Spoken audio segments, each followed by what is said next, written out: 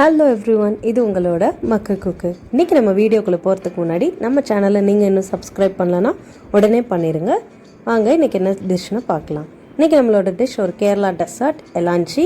இது வந்து வீட் அண்ட் தேங்காய் வச்சு பண்ணுறது ரொம்ப ஈஸியாக செஞ்சிடலாம். வாங்க செய்ய ஆரம்பிச்சிடலாம்.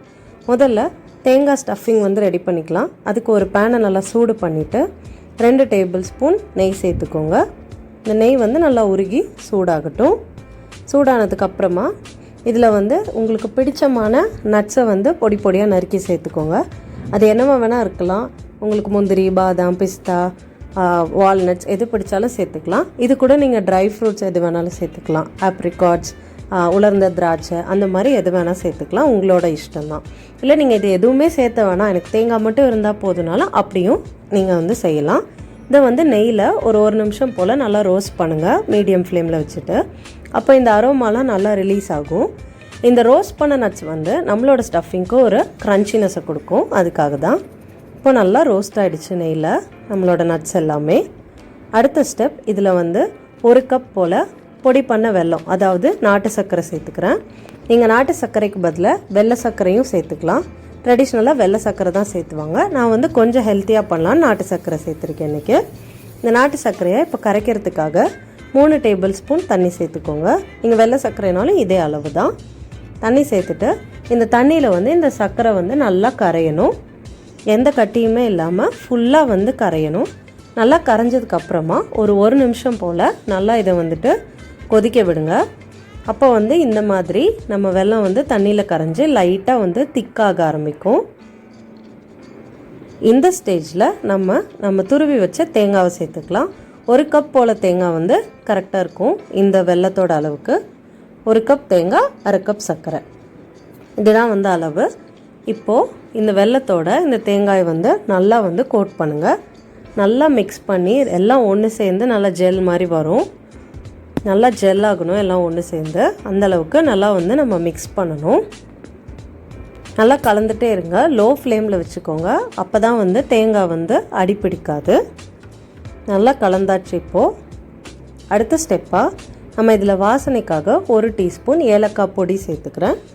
உங்களுக்கு இந்த ஏலக்காய் பொடி பிடிக்காது அப்படின்னா கூட நீங்கள் ஸ்கிப் பண்ணிக்கலாம். ஆனால் இந்த ஏலக்காவும் தேங்காயும் சேரும்போது ஒரு நல்ல மனம் அப்படியே வெளியில் வரும். கம்மன்னு சூப்பராக இருக்கும். அதனால் முடிஞ்ச அளவுக்கு யூஸ் பண்ண ட்ரை பண்ணுங்கள். இப்போ இந்த தேங்காவை ஒரு நிமிஷம் போல் மீடியம் ஃப்ளேமில் வச்சு குக் பண்ணுங்கள். கிண்டுறதை விட்டுறாதீங்க, விட்டுட்டா அடி பிடிச்சிரும். ரொம்ப நேரம் குக் பண்ணக்கூடாது, எண்ணெய் விட்டுரும். அதனால் கொஞ்சமாக 1 மினிட் வரைக்கும் மட்டும் கரெக்டாக குக் பண்ணிங்க அப்படின்னா நம்மளோட ஸ்டஃபிங் வந்து இப்படி ரெடி ஆகும். ரொம்ப தண்ணியாக இருக்கக்கூடாது, அதே சமயம் பர்ஃபி மாதிரி கெட்டியாகிடக்கூடாது. ரெடி. அடுத்தது நம்ம வந்து இந்த கோதுமை வச்சுட்டு க்ரீப் மாதிரி பண்ண போகிறோம், அதாவது தோசை மாதிரி. அதுக்கு ஒரு மிக்சிங் பவுலில் 1 கப் கோதுமை மாவு சேர்த்துக்கோங்க. சேர்த்துட்டு எல்லாத்தையும் பைண்ட் பண்ணி ஒன்று சேர்க்குறதுக்கு 1 முட்டை சேர்த்துக்கோங்க. சேர்த்துட்டு தேவையான அளவு உப்பு சேர்த்துக்கோங்க. அதுக்கப்புறமா இதில் வந்து இந்த இதுக்கு 1/2 கப் தண்ணி தேவைப்படும். 1 கப் கோதுமை மாவுக்கு 1/2 கப் தண்ணி. மொத்தத்தையும் ஒன்றா ஊற்றிடாதீங்க, கலக்கிறதுக்கு ரொம்ப கஷ்டமாக இருக்கும். கொஞ்சம் கொஞ்சமாக சேர்த்துட்டு கலத்தினா தான் கட்டி இல்லாமல் வரும். விஸ்க் வச்சு கலந்துட்டிங்க அப்படின்னா உங்களுக்கு கட்டி வர சான்ஸ் ரொம்ப கம்மி. இதை விட ரொம்ப ஈஸியாக என்ன பண்ணலாம் அப்படின்னா, உங்கள் மிக்ஸி ஜார் இருக்கு இல்லையா, அதில் வந்து இந்த இன்க்ரீடியன்ட்ஸ் எல்லாத்தையும் கோதுமை மாவு, முட்டை, உப்பு, தண்ணி இது எல்லாத்தையும் சேர்த்துட்டு ஒரு அடி அடிச்சிங்க அப்படின்னா எந்த கட்டியுமே இல்லாமல் ஈஸியாக வந்துடும். இப்போ வந்து நான் 3/4 தண்ணி சேர்த்துட்டேன். இப்போ இந்த மாதிரி இருக்குது. மீதியும் சேர்த்துட்டு கட்டி இல்லாமல் நல்லா கரைச்சி வச்சுக்கோங்க. இந்த மாவு வந்து பார்த்திங்கன்னா ரொம்ப தண்ணியாக தான் தெரியும். க்ரீப் செய்கிறதுக்கு நல்லா மாவு வந்து தண்ணியாக தான் இருக்கும். நீங்கள் கோதுமை மாவுக்கு பதிலாக மைதா மாவில் கூட செய்யலாம், அதுவும் நல்லா தான் இருக்கும். ஹெல்த்தியாக இருக்கணும்னு நான் கோதுமை மாவில் செய்கிறேன். இப்போது நம்ம க்ரீப்ஸை வந்து செய்ய ஆரம்பிச்சிடலாம். ஒரு தோசைக்கல் வச்சுட்டு அதில் வந்து கொஞ்சமாக நெய் வந்து தடவிக்கோங்க. அப்போ ஒட்டாமல் வரும் நமக்கு.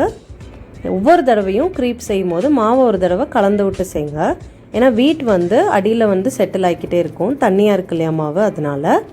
இப்போ நல்லா கலந்து விட்டுட்டு ஒரு கரண்டி எடுத்து நம்ம கல்லில் ஊற்றிட்டு நம்ம இதை வந்துட்டு லைட்டாக தோசை மாதிரியே சுற்றி விடுங்க.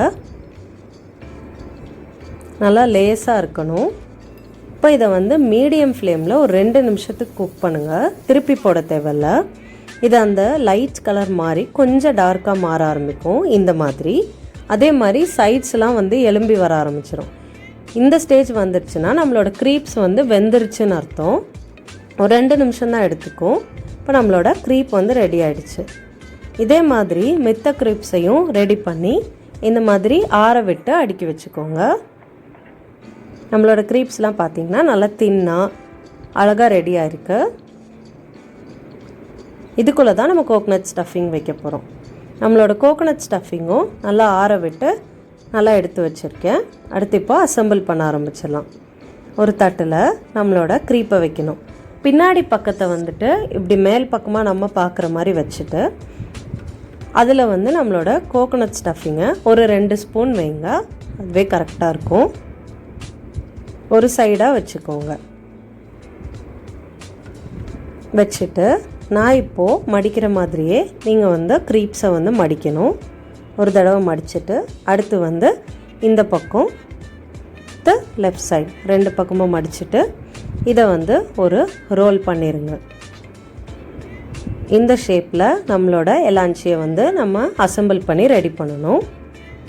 நான் வந்து இன்னொரு தடவை உங்களுக்கு ரோல் பண்ணி காட்டுறேன். கோகனட் ஸ்டஃபிங் வச்சுட்டு ஒரு பக்கம் மடிச்சுட்டு அடுத்து ரைட் சைடில் அண்ட் லெஃப்ட் சைடில் மடிச்சுட்டு இதை வந்து ரோல் பண்ண வேண்டியதான். ரொம்ப சிம்பிள் இந்த எலாஞ்சி ரோல் செய்கிறது. அவ்வளோதான், நம்மளோட எலாஞ்சி ரெடி ஆகிடுச்சு. மித்ததையும் நம்ம வந்து இதே மாதிரி ஒன்று ஒன்றா உள்ளே வச்சு ரோல் பண்ணி எடுத்து வச்சுக்கோங்க. ரொம்ப சிம்பிளான டெசர்ட் இது. இது ரொம்ப ரொம்ப டேஸ்டியாக இருக்கும். அடல்ட்ஸ்லேருந்து கிட்ஸ் வரைக்கும் எல்லாத்துக்கும் ரொம்ப பிடிக்கும். சட்டுன்னு செஞ்சிடலாம். ஈஸியான டெசர்ட். கெஸ்ட் வந்தால் டக்குன்னு செய்கிறதுக்கு ஒரு நல்ல ரெசிபி. இப்போ இதை நான் வந்து கட் பண்ணி காட்டுறேன். பாருங்கள், நம்மளோட ஸ்டஃபிங் உள்ள அழகாக இருக்குது. இதை வந்து நீங்கள் மைதா அண்ட் சர்க்கரை வச்சு பண்ணும்போது இன்னும் கொஞ்சம் ஒயிட்டிஷாக இருக்கும். நான் வந்து கோதுமை வச்சு பண்ணி காமிச்சிருக்கேன். டேஸ்ட் வைஸ் பார்த்திங்கன்னா ரெண்டுமே சூப்பராக இருக்கும். ஸோ வீட்டில் ட்ரை பண்ணி பார்த்துட்டு என்ஜாய் பண்ணுங்கள். இந்த வீடியோ பிடிச்சிருந்தா லைக் பண்ணுங்கள், கமெண்ட் பண்ணுங்கள், ஷேர் பண்ணுங்கள். மறக்காமல் நம்ம சேனலுக்கு சப்ஸ்கிரைப் பண்ணிடுங்க. தேங்க்ஸ் ஃபார் வாட்சிங். நான் எவ்ரி வீக் சண்டே புது வீடியோஸ் போடுவேன். எல்லாத்தையும் பார்த்து எனக்கு சப்போர்ட் பண்ணுங்கள். என்னோட மித்த வீடியோஸ் பார்க்குறதுக்கான லிங்க்ஸ் வந்துட்டு சைடில் கொடுத்துருக்கேன். அதையும் பார்த்து என்ஜாய் பண்ணுங்கள்.